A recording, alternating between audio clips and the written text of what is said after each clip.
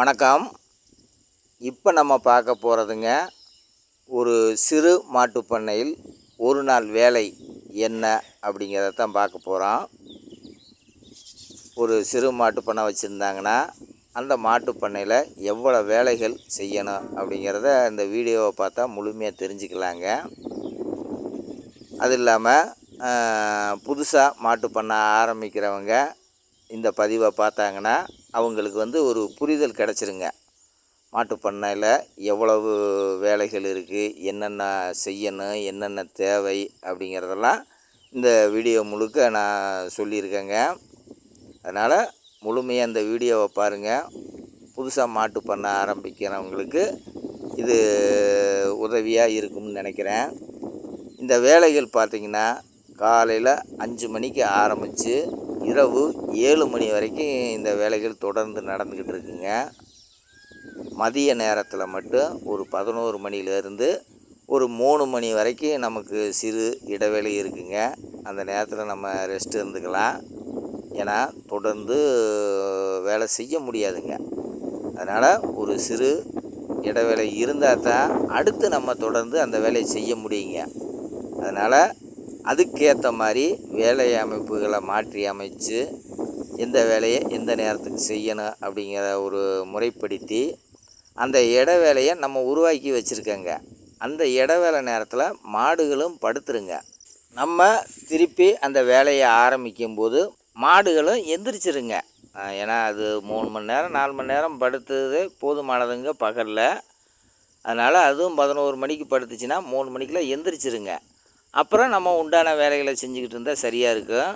அதனால் அந்த வேலையை முறைப்படுத்தி வச்சுருக்கேங்க. இதில் என்னோடய அனுபவங்களையும் பல விஷயங்கள் சொல்லியிருக்கேங்க. பாருங்கள், புதுசாக மாட்டு பண்ண ஆரம்பிக்கிறவங்களுக்கு இது தேவைப்படலாம். இந்த ஒரு நாள் வேலையை எவ்வளவு சுருக்கமாக கொடுக்க முடியுமோ அவ்வளவு சுருக்கமாக கொடுத்துருக்காங்க. எவ்வளவு தெளிவாக சொல்லணுமோ அவ்வளவு தெளிவாக சொல்லியிருக்காங்க.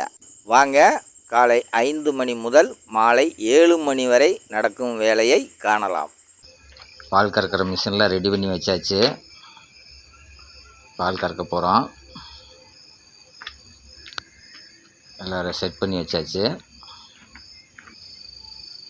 மாட்டை பிடிக்கிறோம். தலையத்து கிளறி கண்ணுக்குட்டி போட்ட மாட்டை பிடிச்சி கறந்தீங்கன்னா நல்லாயிருக்கும். அதான் கத்த ஆரம்பிச்சிடும். கண்ணுக்குட்டியை முட்டை விட்டாச்சுங்க. அது ஒரு அரை வயது குடிக்க விட்டிங்கன்னா சரியாக இருக்கும். அது பின்னாடி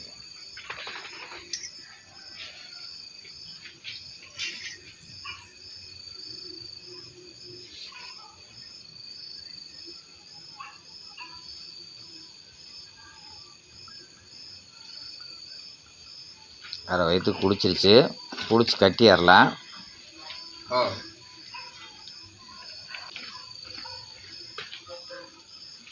மிஷினையும் போட்டு விட்டுறலாம்.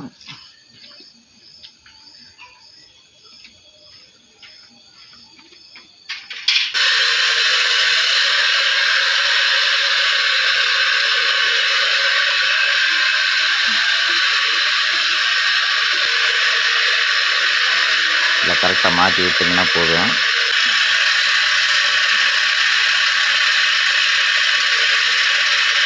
தலையத்து கிடையாதுன்னா கண்ணுக்கிட்டே முன்னாடியே கொஞ்சம் நாளைக்கு கட்டிக்குங்க. அதுதான் நல்லதுங்க. ஒரு மாதத்துக்குனாச்சும் கட்டி பழக்குங்க. அப்போ தான் அமைதியாக நிற்கும். அப்புறம் தேவைப்படும் போது அப்படியே கொஞ்சம் கொஞ்சமாக தள்ளி கொண்டு போனீங்கன்னா சரியாக இருக்கும்.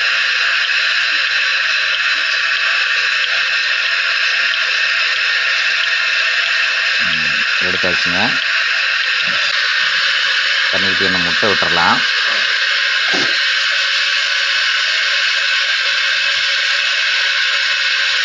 அவுத்து விட்டோம்னா அடுத்து எனக்கு ஒரு மாடு கறக்க 2 மாடு கூட கறக்கலாம்.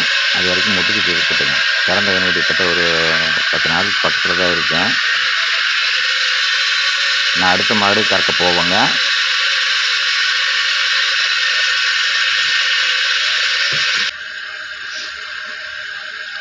ரெண்டாவது மாட்டை பிடிச்சிட்டு வர்றான்.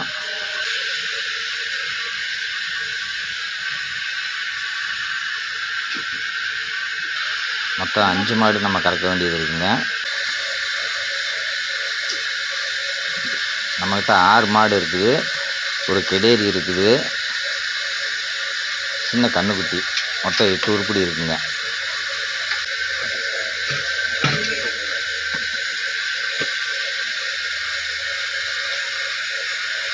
இப்போ கறக்கிறது 2வது மாடு.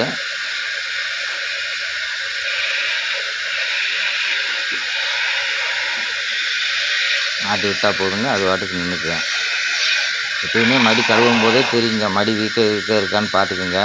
ஏன்னா எப்போ பார்த்தாலும் மடி வீக்க இருக்கான்னு ஒரு பார்வை பார்த்துக்குங்க. திடீர்னு தான் மடி நோயெலாம் வரும்.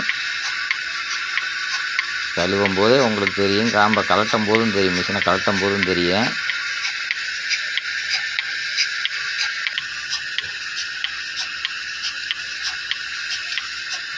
கலட்டின முன்னாடி மடியை ஒரு தடவை பார்த்துக்குங்க.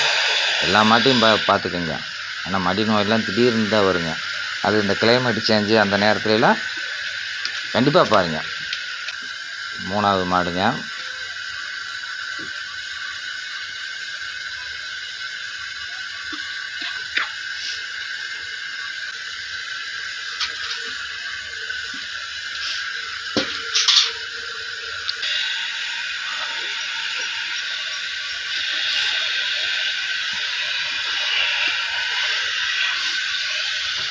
முடிஞ்ச அளவுக்கு மாட்டுக்கு பக்கத்துலேயே இருங்க. ஏன்னா நம்ம மிஷினில் மாட்டிட்டோம்னா அங்கிட்டு போகக்கூடாது, மாட்டுக்கு பக்கத்துலேயே இருங்க.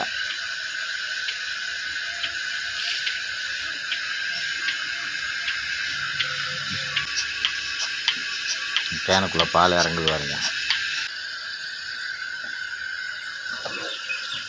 4வது மாடுங்க. பொழுது விடிஞ்சிருச்சு, நல்லா பளிச்சுன்னு இருக்குது பாருங்களே. இந்த 3 மாடு கறக்கிற வரைக்கும் இருட்டாக இருந்துச்சு. இப்போ பொழுது நல்லா விடிஞ்சிருச்சுங்க. இல்லை நம்ம தான் படுத்துருக்கிறத எழுப்பணும்.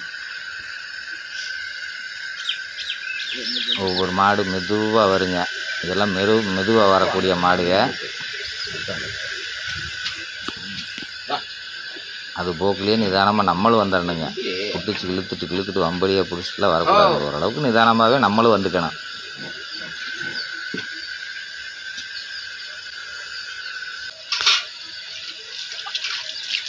நல்லா மடியெல்லாம் சுத்தமாக கழுவி விட்டுருங்க. முடிஞ்ச அளவுக்கு எதுவுமே நம்ம மிஷின் போடுறதுனால ஒன்றும் ஆகாது. மடிக்கு பக்கத்தில், காம்புக்கு பக்கத்தில் நல்லாவே கழுவி விட்டுருங்க. கோமியம் ஜானி ஈனி போட்டுச்சுன்னா கொஞ்சம் வெயிட் பண்ணுங்கள், அது போட்டு முடிக்கட்டும்.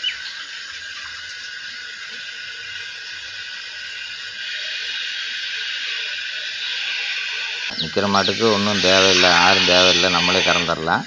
ஒவ்வொன்றும் கால் கையை தூக்குங்க. அப்போ மட்டும் மாட்டுக்கிட்ட ஒரு ஆள் பிடிச்சிக்கிட்டா நல்லாயிருக்கும்.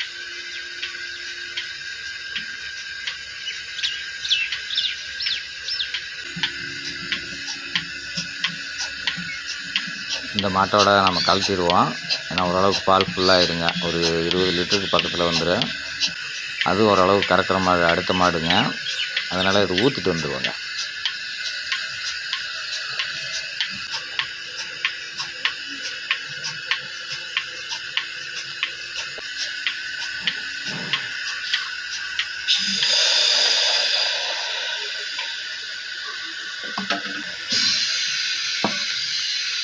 மேக்ஸிமம் 2 நாய் நம்ம தோட்டத்தில் வளர்த்துருங்க. மாட்டு பண்ணை வச்சுருக்கவங்க நைட் நேரத்தில் நாய்க்கு வரணுன்னா நாயை தான் நமக்கு காட்டு குடிக்கிறது.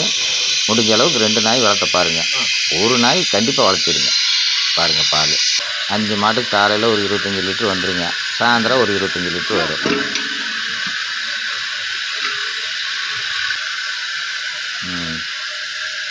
கண்ணு முட்டி பால் குடித்து முடிச்சிருக்குங்க. அதையும் பிடிச்சி கட்டிடுவோங்க.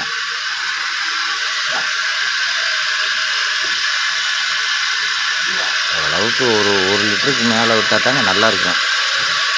ஒரு மாதம் அது நல்லா தீனி திங்கிற வரைக்கும் ஒரு லிட்டருக்கு முன்ன பின்ன வரணுங்க.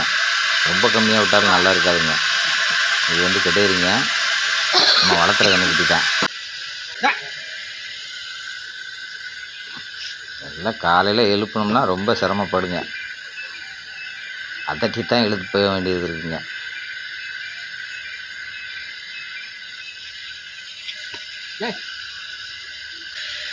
5வது மாடுங்க. 6 மாடு இருக்குது. அது ஒன்று செனங்க. அடுத்து இன்னும் 1 மாதம் 1.5 மாதத்தில் கன்று போட்டுரும். 5 மாடு தான் கறவைங்க. ஏதோ ஒன்று செனையில் வருங்க. இப்போ அது கன்று போட்டால் இன்னொரு மாடு 7வது மாதம் இருக்குது, 7வது மாதத்தில் நிப்பாட்டுற மாதிரி ஒரு அந்த செம்பூத்துக்காரி ஒன்று பார்த்துருப்பீங்க. 3வது மாடு கறந்துருப்போம். அது நிப்பாட்ட வேண்டிய மாடு தாங்க இன்னொரு மாதத்தில். மாறி மாறி ஏதோ ஒன்று சினைக்கு இருக்குங்க. ஒரு 4-5 தான் கறக்கிற மாதிரி இருக்கும். 6 மாட்டில் 4-5 தான் கறக்கிற மாதிரி இருக்குங்க. ஒரு சில நேரங்களில் 3-2 கூட கறந்துருக்கேங்க.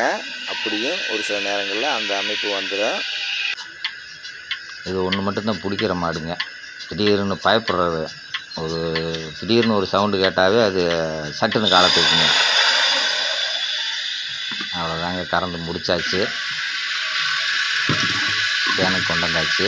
அதை தண்ணியில் போட்டு விட்டுருங்க. அந்த வயரை மாற்றி விட்டுருங்க. இன்னும் கேட் வால் ஓப்பன் பண்ணல. கேட் வால் ஓப்பன் பண்ணால் உள்ளே போயிருங்க, கேனுக்குள்ளே தண்ணி போயிடும். அதனால் கேட் வால் ஓப்பன் பண்ணல. அதை கழுவி வச்சுட்டுங்க.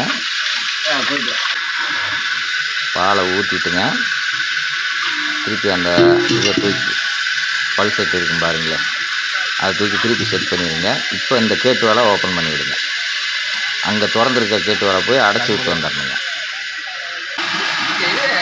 அடைச்சி விட்டோம்னா தண்ணி போயிட்டு இருக்குங்க. சுடு தண்ணி வச்சும் கழுவுங்க, இல்லைன்னா பச்சை தண்ணியில் கழுவுங்க. வாரத்தில் ஒரு நாளைக்கு சுடு தண்ணி வச்சு கூட 2 நாளைக்கு கழுவுனா நல்லா இருக்குங்க.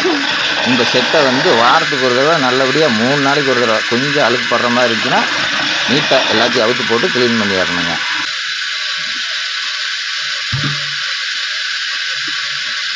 எல்லாம் எடுத்து ஓரமாக வச்சிட்டோம்னா போதுங்க.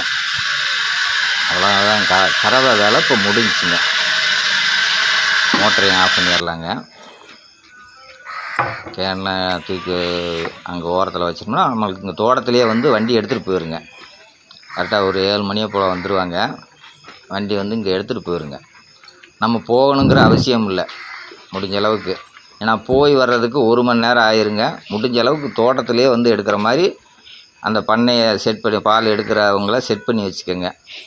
ஏன்னா நம்ம இருக்கிற வேலையை விட்டுவிட்டு போனாலும் ஒரு 1 மணி நேரம் 1.5 மணி நேரம் ஆகி போயிருங்க. அவ்வளோதாங்க, எல்லாம் கறந்து முடிச்சாச்சு. அதுவும் இல்லாமல் பால் கறக்கிறவங்கள நம்ம விட்டால் அதுலேயும் நமக்கு லாபம் குறைவுங்க.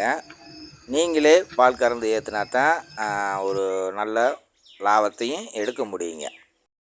வாங்க அடுத்து தண்ணிக்கு வர்ற முறைகளை எப்படின்னு பார்ப்போம். நம்ம காலையில் சாயந்தரம் 2 நேரம் தான் தண்ணிக்கு வர்றதுங்க. மாற்றி மாற்றி கேப்பு கிடைக்கிற நேரம்லாம் வர்றதுங்கிறதெல்லாம் இல்லை. முறையாக இந்த நேரத்துக்கு தண்ணி குடிக்கணும்னா அந்த நேரத்துக்கு தான் தண்ணி வர்றதுங்க. மற்ற நேரங்களில் தண்ணிக்கு வர்றதில்ல. அப்படியே கொஞ்சம் நஞ்சம் மிச்சம் வச்சுருந்தாலும் அடுத்த நேரம் தான் விடுவோமே ஒழிஞ்சு இடையில வர்றதில்லைங்க. அப்போ தான் அது முறையாகவும் தண்ணி குடித்து பழகுங்க. இந்த நேரத்துக்கு தான் நமக்கு தண்ணி விடுவாங்க அப்படிங்கிற ஒரு எண்ணம் அதுக்கு வந்துடுங்க. அதனால் எப்போயுமே ஒரு 2 நேரம் கரெக்டான நேரத்தில் தண்ணிக்கு விடுங்க. அது நல்லா இருக்கும். நாம் அப்படி தான் விட்டுக்கிட்டு இருக்கேங்க. இந்த கம்பெனி தீவனங்கள் கொடுக்குற முறை எப்படின்னு பார்த்தீங்கன்னா, நீங்கள் எந்த கம்பெனி தீவனம் வேணாலும் கொடுங்க, ஒன்றும் பிரச்சனை இல்லை. உங்களுக்கு எது அங்கே சௌகரியமாக கிடைக்குதோ அதை கொடுங்க, ஒன்றும் தவறு இல்லை. அந்த தீவனங்கள் என்ன முறையில் இருக்குது அப்படின்னு எல்லாம் பார்த்துட்டுங்க, அதில் எது பெஸ்ட்டு அப்படிங்கிறத தேர்ந்தெடுத்துக்கங்க. கம்பெனி தீவனத்தை மட்டும் முறையாக கொடுங்க. ஒரு கம்பெனி தீவனம் முடிவு பண்ணிட்டீங்களா, அதவே தொடர்ந்து கொடுங்க. 10 நாளைக்கு இன்னொரு கம்பெனி தீவனம் அப்படின்னு மாற்றி மாற்றி கொடுக்காதீங்க. எப்பயுமே ஒரே கம்பெனி தீவனம் கொடுத்தா தான் நல்லா இருக்குங்க. அது மாடு ஒரு முறையாக தண்ணி குடிச்சு பழகுங்க. நம்ம மாற்றி மாற்றி கொடுத்தோம்னா மோந்து பார்த்துக்கிட்டு அது ஒரு சில நேரங்களில் குடிக்காமல் போகலாங்க.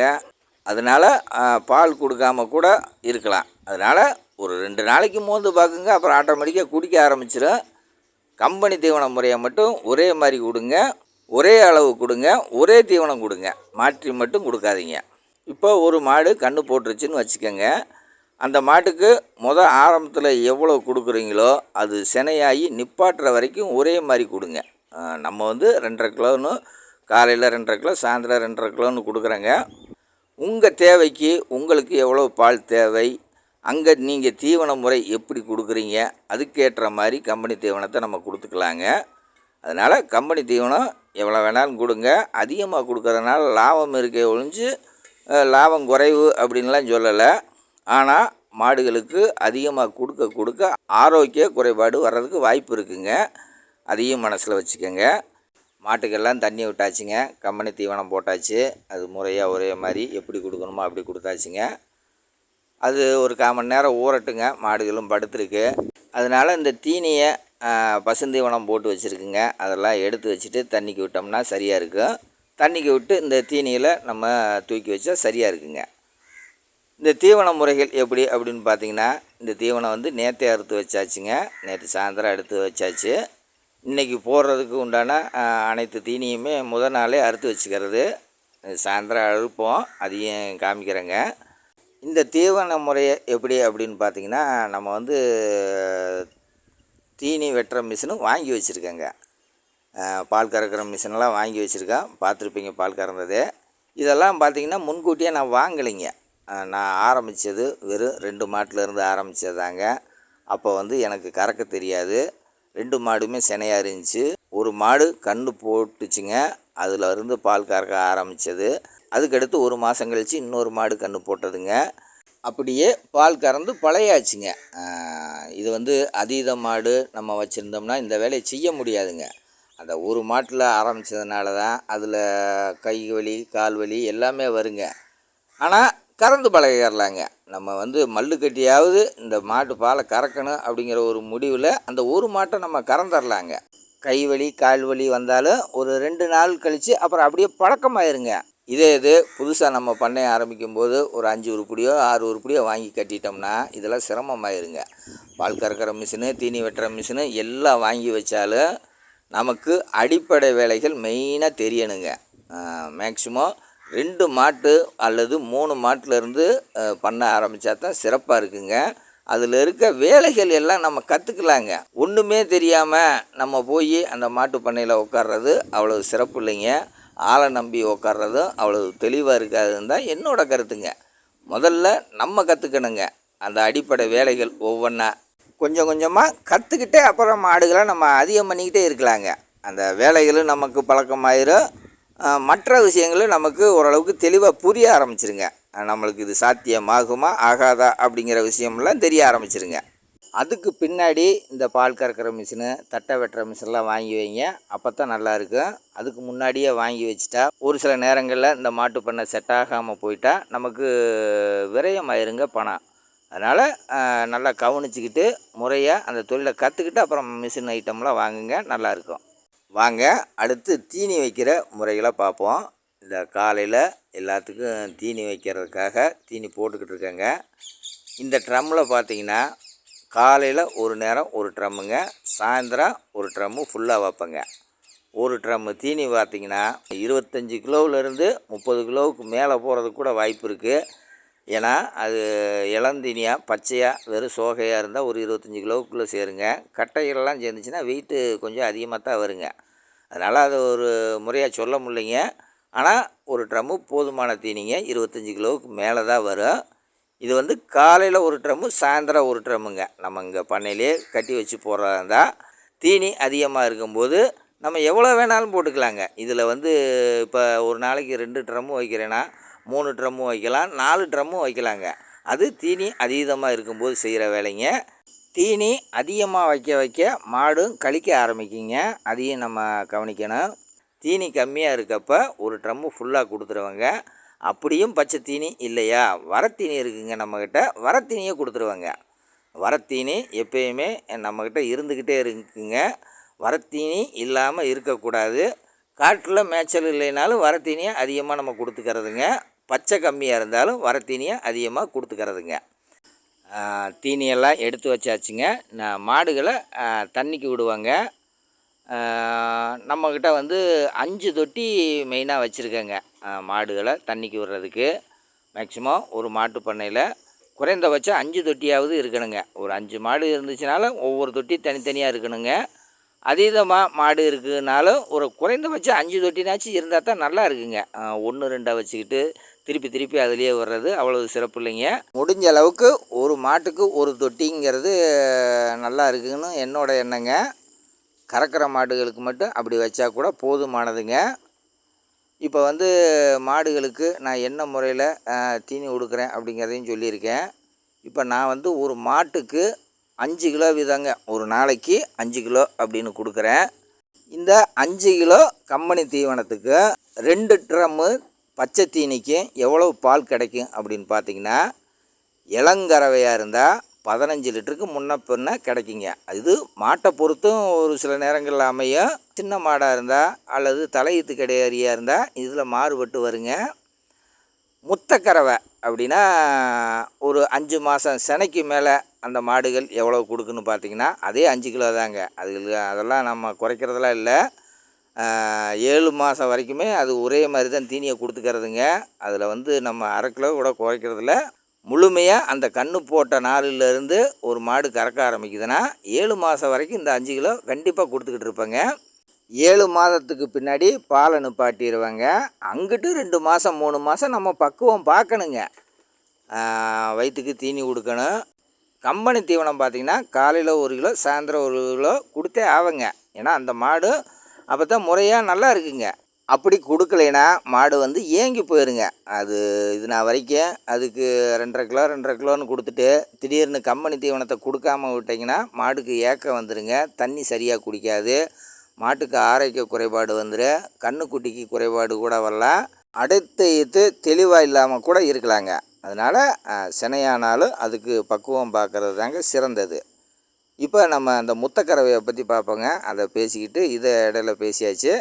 முத்தக்கறவை அந்த 5 கிலோவுக்கு எவ்வளோ கொடுக்கும் அப்படின்னு பார்த்தீங்கன்னா, 5 மாதம் சினையான மாடுன்னு எடுத்துக்கோங்க. அல்லது தொடர்ந்து கறந்துக்கிட்டு இருக்க மாடு அப்படின்னு கூட எடுத்துக்கலாங்க. சினை நிற்காமல் ஒரு சில மாடுகள் இருக்குது. அந்த மாடுகள் எவ்வளோ கொடுக்கும் அப்படிங்கிறத பார்ப்போங்க. குறைந்தபட்சம் 7 லிட்டர்லேருந்து 10 லிட்டர் வரைக்கும் கொடுக்கறதுக்கு வாய்ப்பு இருக்குங்க இந்த 5 கிலோ போட்டோம்னா. ஏன்னா அந்த மாட்டுக்கு வந்து முறையாக கன்று போட்டதுலேருந்து கொடுத்துக்கிட்டு இருக்கிறதுனால அதை கொடுத்துக்கிட்டே இருந்தால் தான் ஒரு முறையான பால் வருங்க. இல்லை இந்த முத்தக்கறவை ஆகிப்போச்சு, நம்ம கம்பெனி தீவனத்தை குறைச்சிடலான்னு குறைச்சிங்கன்னா அந்த இருக்கிற பாலும் போயிருங்க. ஒரு 4 லிட்ரு 5 லிட்ரு ஒரு நாளைக்கு கறக்கிற மாதிரி வந்துருங்க. அதுவும் இல்லாமல் கன்று போட்டதுலேருந்து ஒரு 3 மாதத்துக்கு அந்த 15 லிட்ரு பால் எடுக்கலாங்க. அப்புறம் பருவத்துக்கு வர ஆரம்பிச்சிடும். பருவத்துக்கு வந்துட்டாவே சினை நிற்கிற கண்டிஷன் வந்துட்டாலும் பால் வந்து அந்த 15 லிட்ரு கிடைக்காம போகலாங்க. அப்படியே கொஞ்சம் கொஞ்சமாக குறையத்தான் ஆரம்பிக்குங்க. நமக்கு கண்டினியூவாக அந்த 15 லிட்டரே வரும் அப்படின்னு நினைக்கக்கூடாது. குறைந்தபட்சம் 10 லிட்ரு வரைக்கும் இந்த 5 கிலோவுக்கு கறக்கலாங்க. அதனால் கம்பெனி தீவன பக்குவம் ரொம்ப முக்கியமான ஒன்றுங்க. அடுத்து என்ன பார்க்க போகிறோம் அப்படின்னு பார்த்திங்கன்னா, இந்த முகக்கயிறு, புடிகயிறு, தும்பு, திருகாணி இதெல்லாம் வந்து நம்ம பார்த்துக்கிட்டு இருக்கிறது ஒரு வகையில் நல்லதுங்க. எப்போ பிடிச்சாலும் தண்ணிக்கு விடும்போது அல்லது பிடிச்சிட்டு போகும்போது இதெல்லாம் நோட் பண்ணிக்கிட்டு இருக்கணும். நல்லபடியாக இருக்குதா, எதுவும் பிரி விட்டுருக்கா அப்படின்னு பார்க்கணுங்க. ஏன்னா ஒரு சில நேரங்களில் அது கட் ஆகிறதுக்கு வாய்ப்பு இருக்குங்க. அதனால் இந்த புடிகயிறு முகக்கயிறுலாம் முடிஞ்ச அளவுக்கு இந்த தும்பை மெயினாக பார்க்கணுங்க. அதையும் முகக்கயிறையும் மெயினாக பார்த்துக்கிறது ரொம்ப நல்லதுங்க. இன்னொன்றும் பார்த்திங்கன்னா, வருஷத்துக்கு ஒரு தடவை இதை மாற்றுறதும் சிறந்ததுங்க. அப்போ தான் கரெக்டாக இருக்குங்க. மெயினாக தும்பு, முகக்கயிறு, திருகாணி இதை வந்து வருஷத்துக்கு ஒரு தடவை மாற்றுறது சிறப்பாக இருக்குங்கிறது என்னோடய கருத்துங்க.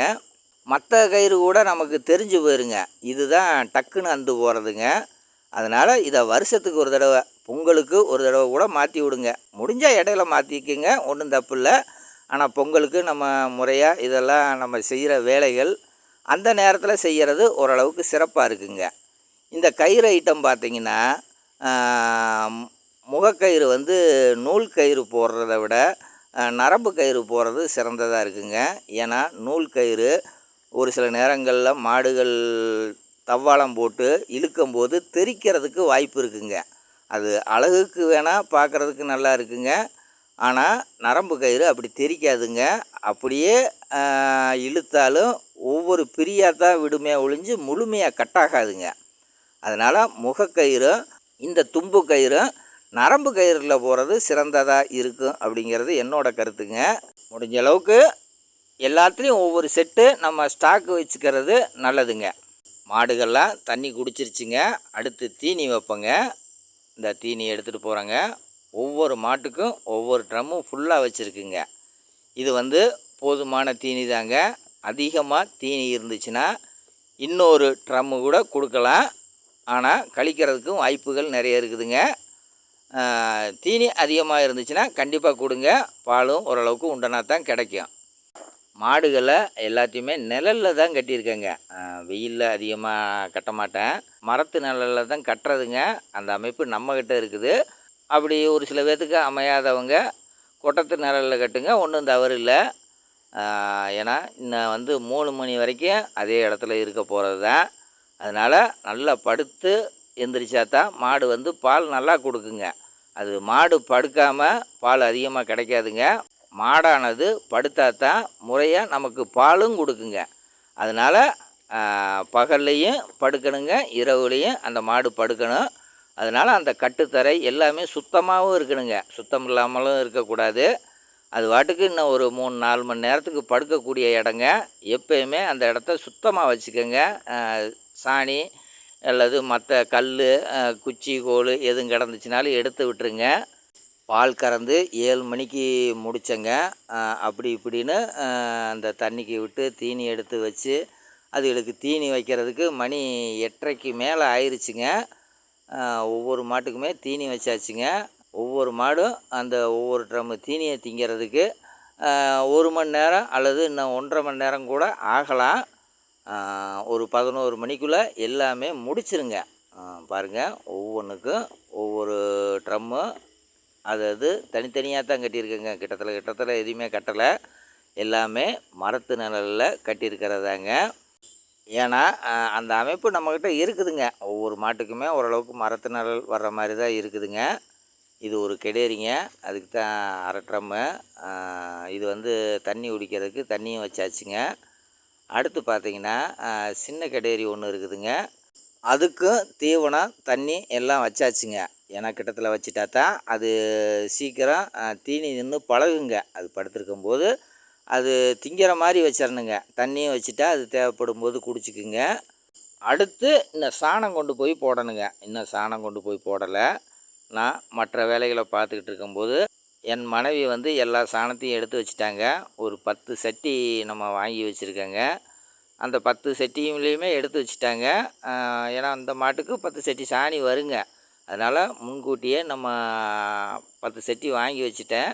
அவங்க ஃப்ரீயாக இருக்கும்போது சாணம் எடுத்து வச்சுருவாங்க. இது வந்து பார்த்திங்கன்னா மாட்டு பண்ணையை பொறுத்த வரைக்கும் 6 உருப்படியிலேருந்து 10 உருப்படி வரைக்கும் மாடுக வச்சுருக்கவங்களுக்கு 2 பேரும் முழுமையாக செஞ்சால் தான் சிறப்பாக இருக்குங்க. இது ஒரே ஆள் செஞ்சுக்கிட்டு இருக்க முடியாத ஒரு விஷயங்க.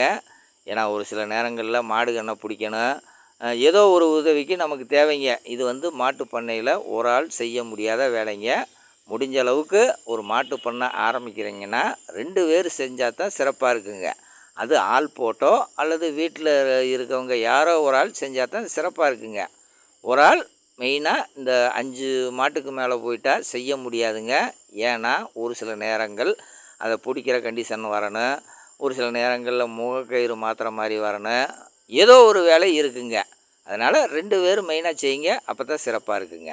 இப்போ வந்து இந்த சாணத்தை வந்து நம்ம வந்து குழியெல்லாம் வைக்கலைங்க சாணம் போடுறதுக்கு. இதை வந்து நான் காட்டில் நேரடியாக போட்டுருவேங்க. நம்ம வந்து சூப்பர் நேப்பியர் போட்டிருக்கோம். அடுத்து பார்த்திங்கன்னா கோஎஃப்எஸ் போட்டிருக்கேங்க. இந்த சூப்பர் நேப்பியர் கட்டைக்குள்ளேயே நம்ம இந்த சாணத்தை போட்டு விட்டுறதுங்க. இந்த சாணம் போடுறதுனால அந்த கட்டைக்கு எந்த பாதிப்பு வர்றதில்லைங்க. நம்ம அறுத்த உடனே அந்த சாணத்தை போட்டுருவாங்க. அது முளைப்பு திறன் வராதுக்கு முன்னாடி அந்த சாணத்தை கொண்டு போய் காட்டில் போட்டுருவாங்க. அப்படி இந்த கட்டைக்கு போட்டு முடிச்சிட்டோம்னா நம்ம அடுத்த வெள்ளாமை வைக்கிற காட்டில் கொண்டு போய் இந்த சாணத்தை போட்டுருவாங்க. நம்ம குப்பைக்குழி அதிகமாக சேர்த்துறது இல்லைங்க. இது வந்து முன்னே இருந்து இந்த நடைமுறை நான் வச்சுக்கிட்டு இருக்கேங்க. 1/2 மணி நேரம் 1 மணி நேரம் சேர்த்து செய்கிற வேலைங்க. இதை முறையாக செஞ்சிட்டோம்னா அந்த காட்டுக்கு உரம் அதிகமாக போடவே தேவையில்லைங்க.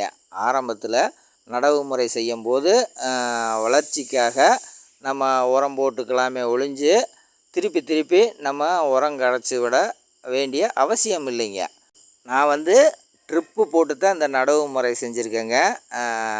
2 அடி கேப் இருக்குதுங்க அந்த கட்டைக்கும் இன்னொரு கட்டைக்கும் இடையில. அதனால் எனக்கு இந்த சௌரியம் நல்லா இருக்குதுங்க.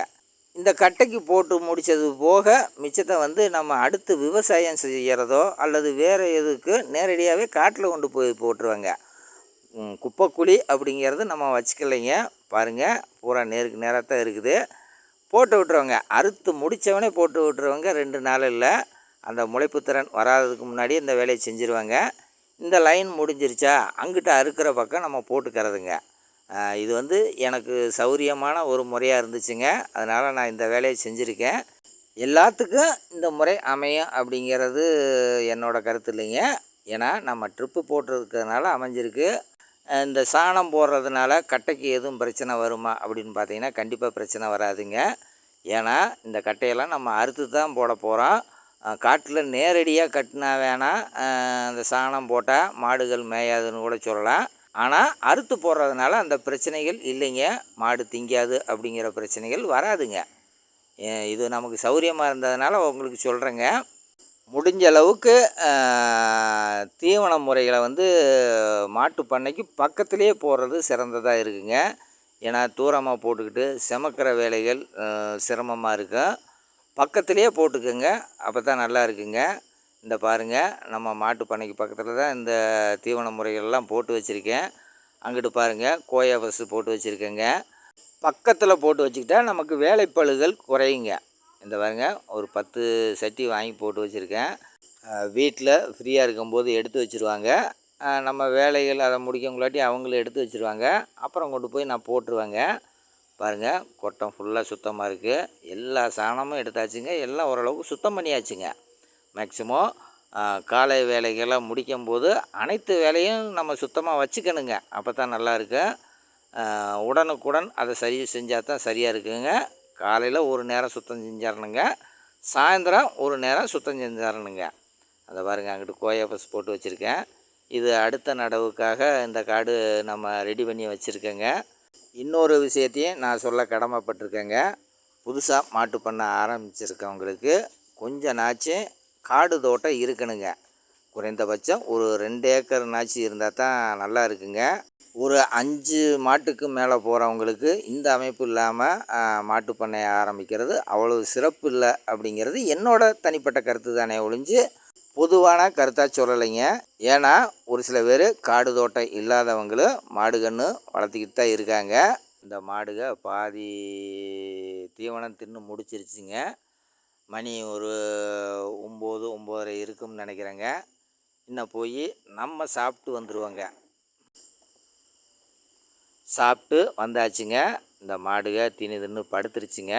ஓரளவுக்கு எல்லாமே தீனி சுத்தமாக தின்றுங்க. ஏன்னா ஒரு ட்ரம்மு போதுமானதுங்க. தீனி அதிகமாக இருந்தால் இன்னும் ஒரு 1/2 ட்ரம்மு கூட சேர்த்து வைக்கலாங்க, ஒன்றும் தப்பு இல்லை. எல்லா மாடும் இன்னும் படுத்துருங்க. மணி பார்த்திங்கன்னா 10:45 ஆச்சுங்க. இன்னும் 3 மணி வரைக்கும் இதை தொந்தரவு பண்ணாமல் விட்டுருவாங்க. ஏன்னா அது பக்கத்துலேயே போக மாட்டேங்க. அதுக நல்லா படுத்து எந்திரிக்கணுங்க. 3 மணி வரைக்கும் நமக்கு ரெஸ்ட்டு தாங்க. நம்ம இதர வேலைகளை வேறு வேலைகள் எது இருந்தால் செய்யலாம். இன்னும் 3 மணிக்கு தான் அடுத்த வேலையை ஆரம்பிக்கிறதுங்க. மணி 3 ஆயிடுச்சுங்க. மாடுகளை கொண்டு போய் காட்டில் கட்டிக்கிட்டு வரணுங்க. ஏன்னா காட்டில் மேய்ச்சல் அதிகமாக இருக்குங்க. சாயந்தரம் நம்ம காட்டில் தான் மேய்ச்சல் இருந்தால் கொண்டு போய் கட்டுறதுங்க. அப்படி மேய்ச்சல் இல்லைன்னா இங்கேயே தான் கட்டி போடுறது. அப்படி இங்கேயே கட்டுத்தரையிலே கட்டி வச்சுருந்தா இன்னும் ஒரு ட்ரம்மு கொடுப்பேங்க. மெயினாக போதுமான தீனிங்க. அதிகமாக தீனி இருந்தால் இன்னும் ஒரு 1/2 ட்ரம்மோ 1 ட்ரம்மோ சேர்த்து கொடுப்பேங்க. ஒரு சில நேரங்களில் அந்த மாடுகள் அந்த தீனியை கழிக்கிறதுக்கு வாய்ப்பு இருக்குங்க. ஏன்னா அதிகமாக கொடுக்க மாடுகள் தீனியை கழிக்கத்தான் பார்க்குங்க. எல்லா மாட்டையும் காட்டுக்கு பிடிச்சிட்டு போயிட்டு வந்துடுவாங்க. இந்த நேரத்தில் இன்னொரு விஷயத்தையும் நான் சொல்லணும் அப்படிங்கிறது தான் என்னோடய எண்ணங்க. என்ன அப்படின்னு பார்த்தீங்கன்னா, மேக்சிமம் மாடுகன்னை நோய் நொடி இல்லாமல் பார்த்துக்கிறதே மாட்டு பண்ணையில் ஒரு சிறந்த ஒரு அமைப்புன்னு தான் சொல்லுவாங்க. அதை வந்து முறையாக பக்குவமாக பார்த்துக்கிட்டு இருந்தால் தான் நல்லா இருக்குங்க. மாடுகன்னுக்கு நோய் நொடிகள் வந்துட்டாவே நம்மளை மாட்டு பண்ணையில் ஒரு அமுத்தி விட்டுருங்க. அதனால் முடிஞ்ச அளவுக்கு மாடுகளை கண்ணும் கருத்துமாக பார்த்துக்கிட்டு இருக்குங்க.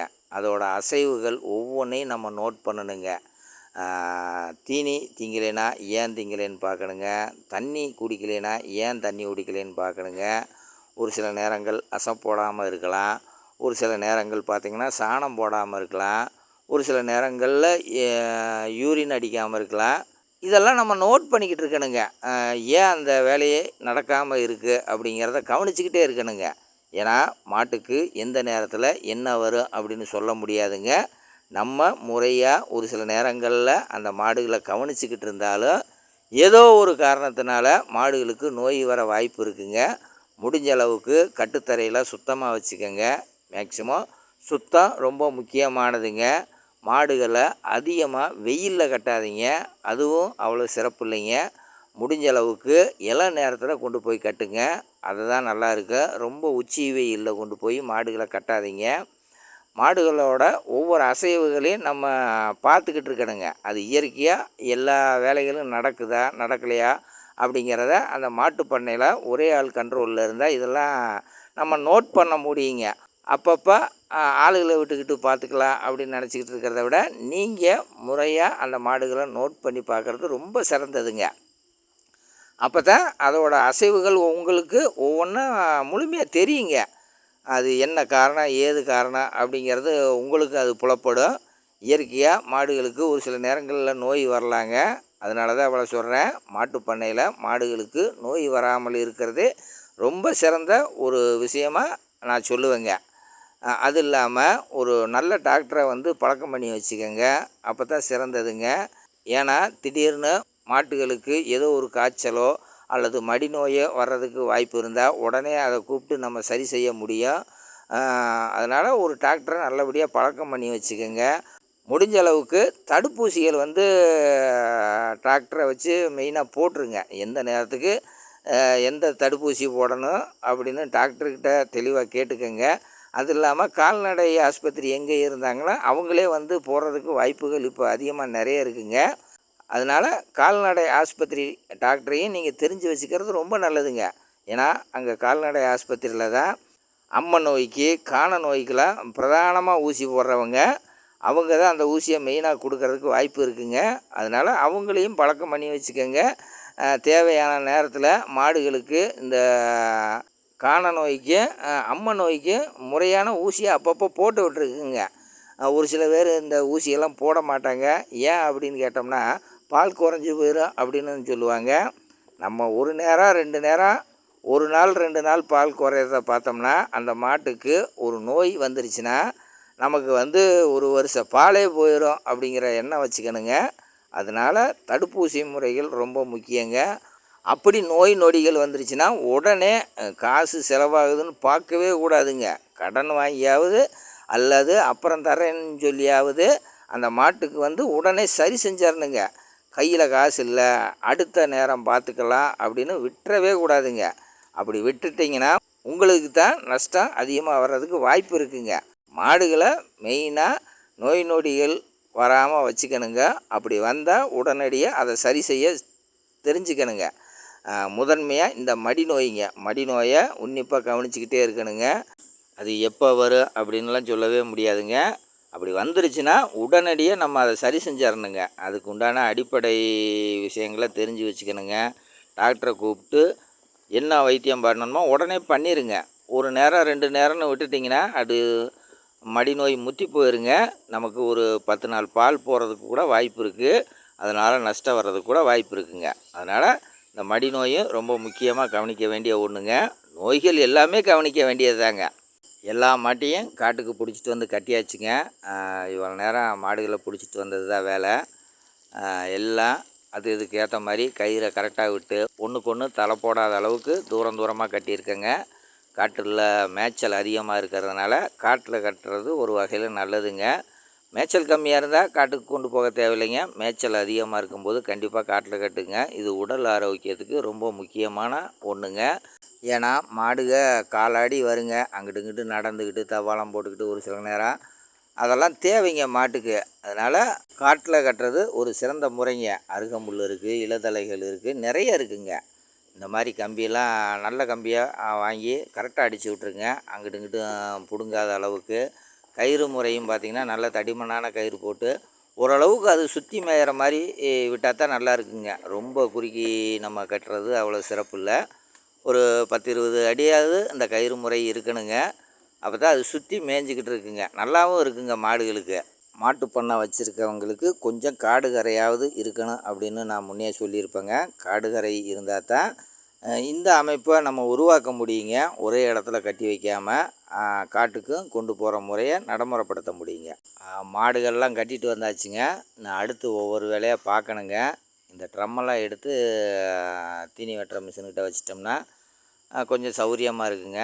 எல்லா ட்ரம்மையும் கொண்டாந்து இங்கே வச்சிடலாங்க. எல்லா மாடுமே தீனியை வந்து ஓரளவுக்கு தின்றுங்க. மேக்ஸிமம் எதுவுமே கழிக்காது.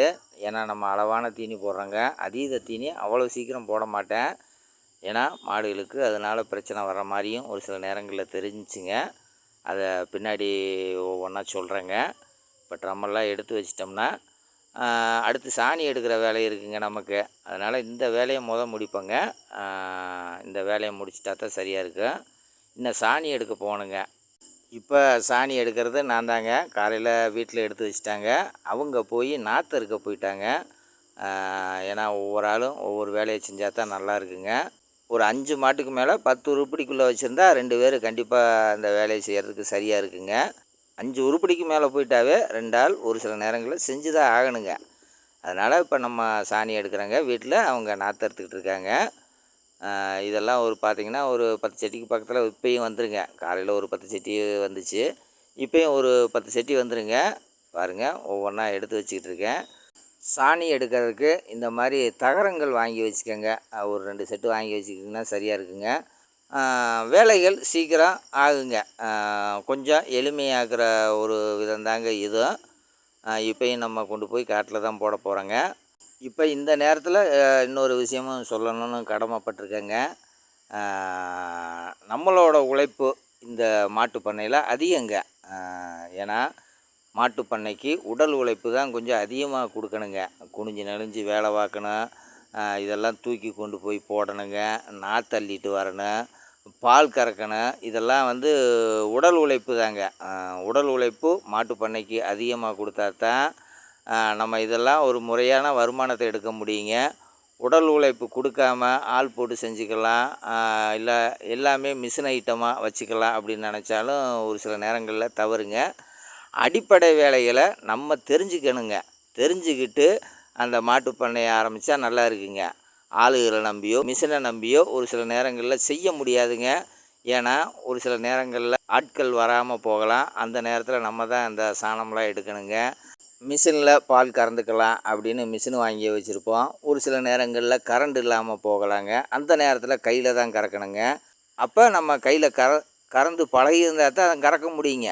திடீர்னு போய் நம்ம இன்னொரு ஆளை தேடிக்கிட்டோ அல்லது கரண்டு வரட்டும் பார்த்துக்கலான்னா அந்த முறையான அமைப்பில் வராதுங்க. பால் கரெக்டாக அந்த நேரத்துக்கு கறந்து தான் ஆகணும். அதனால தாங்க மாட்டு பண்ணையில் அடிப்படை வேலைகளும் உடல் உழைப்பும் நம்ம கொஞ்சம் தெரிஞ்சு வச்சுக்கணும், கொடுக்கணும் அப்படின்னு சொல்கிறது. அடிப்படை வேலைகள் தெரியாமலும் உடல் உழைப்பு கொடுக்காமலும் இந்த மாட்டு பண்ணையில் ஒரு நல்ல வருமானத்தை எடுக்க முடியாதுங்க.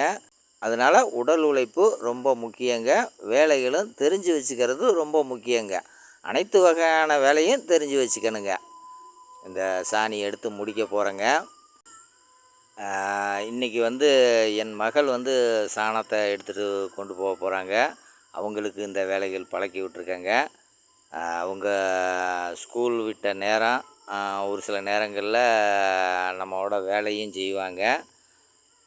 அவங்களுக்கும் அடிப்படை வேலைகள் ஒவ்வொன்றா கற்றுக் கொடுத்துக்கிட்டு தாங்க இருக்கேன். ஏன்னா இதெல்லாம் விவசாயம் சம்மந்தப்பட்ட வேலைகள் அத்தனையும் ஒரு சில நேரங்களில் கற்றுக் கொடுத்துக்கிட்டு தான் இருக்கேங்க. கற்றுக்கணுங்க, அதுதான் சிறப்புங்க. அப்போ தான் நல்லாவும் இருக்குங்க. காலையில் 5 மணிலேருந்து வீடியோ எடுத்தது இவங்க தாங்க. அதையும் நான் சொல்லிக்கிறேங்க. பாருங்கள், காலையில் போட்ட மாதிரியே தான் இப்போயும் சாணம் போட்டுக்கிட்டு இருக்காங்க. இந்த வீட்டில் நாற்று அறுத்து வச்சுக்கிட்டு இருக்காங்க. இன்னும் இதெல்லாம் கொண்டு போய் சேர்த்தணுங்க. இதுவும் உடல் உழைப்பு சம்மந்தப்பட்ட விஷயந்தாங்க. அதுக்கு தான் இதில் சிரமங்கள் கொஞ்சம் இருக்குது. உடல் உழைப்பு தேவை அப்படிங்கிறத திருப்பி சொல்லிக்கிட்டு இருக்கேன். தீனி அறுத்துக்கிட்டு இருக்காங்க. இருக்கட்டுங்க, நம்ம சாணியை போட்டுக்கிட்டு வந்துடுவோம். தூக்குப்பா, மெதுவா, அவ்வளோதான். போட்டு வரீங்களா?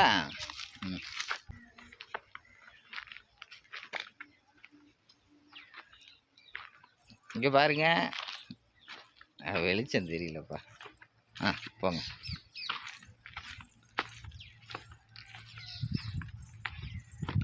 பாப்பா கடைசி சட்டி சாணி கொண்டு போடுங்க.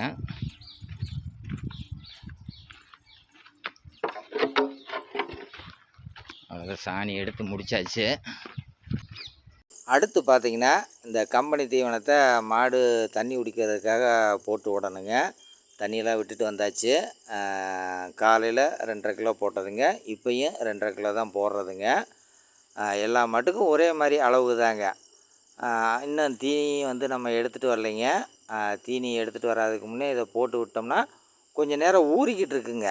அதனால் இந்த வேலையை முடிச்சுட்டு அடுத்து தீனி எடுக்க போகணுங்க. அதையும் பார்ப்போங்க.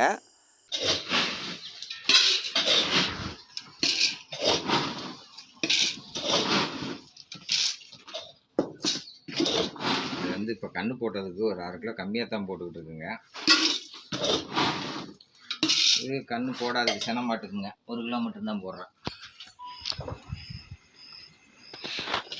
எல்லாத்துக்கும் மாட்டு தீனி போட்டாச்சுங்க.